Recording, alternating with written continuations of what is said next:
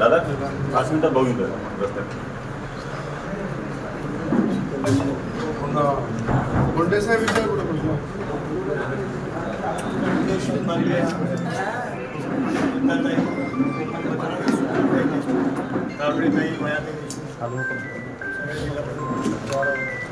हाँ sir hello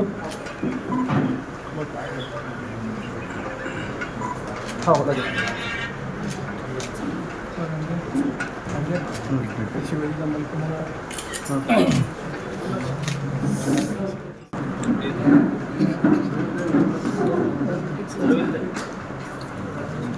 तसं येतं की आपण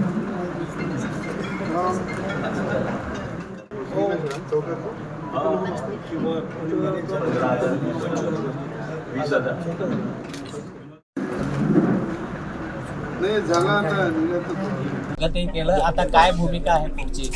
शेवटी ही प्रथा परंपरा आहे महाराष्ट्राची आणि कोणी पाहुणे आपल्या घरात आले तर नक्कीच आपण त्यांचं स्वागत करतो. आज नेमकं रामनवमीच्या पर्वावर रवीजींकडून मेसेज आला की आम्ही दोघं घरी येऊ इच्छितो. नक्कीच आमच्या घरी आले. आम्ही आमच्या जे आदिरातिथ्य करायचं होतं ते आदिरातिथ्य केलेलं आहे. आता काय पुढची भूमिका?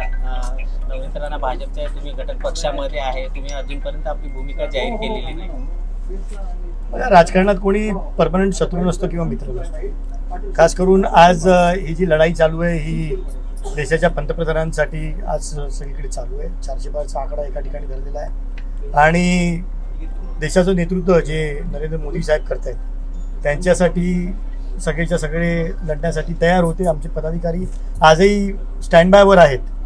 परंतु कुठेतरी नक्कीच पॉझिटिव्ह चर्चा आता हे गेल्यानंतर आम्ही नक्की बसून चर्चा करू आणि नक्कीच काहीतरी पॉझिटिव्ह आउटकम त्याच्यामधून येईल. आनंदराव अडसूळ साहेबांची काय भूमिका राहणार आहे यात?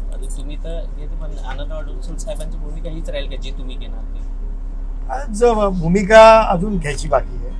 मी म्हटलं पॉझिटिव्ह नक्की आम्ही सर्व बघा कार्यकर्ते आमचे सगळे आतापर्यंत थांबले होते प्रचारासाठी, परंतु आता आम्ही सर्व पदाधिकारी सर्व जिल्ह्यातले महत्त्वाचे कार्यकर्ते पदाधिकारी आता आम्ही बसू, नक्की त्याच्यामध्ये ठरवू आणि नक्कीच पॉझिटिव्हली त्याच्यातून काहीतरी आउटकम येईल. एकीकडे तुम्ही सकारात्मक आहे, ऑप्शन करून त्यांचं स्वागत केलेलं आहे.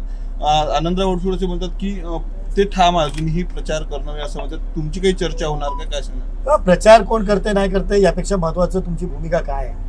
आज ज्या पद्धतीने मी सांगितलं शिवसेना भारतीय जनता पार्टी युतीमध्ये आम्ही आज या निवडणुका लढतोय आणि आम्ही एक घटक म्हणून मी सुद्धा पक्षाचा राष्ट्रीय सचिव आणि ते शिवसेनेचे नेते आणि आजही ते पक्षाच्या उमेदवारांच्याच प्रचारासाठी संपूर्ण राज्यभर फिरताय आणि त्यामुळे त्या ठिकाणी ते व्यस्त आहेत.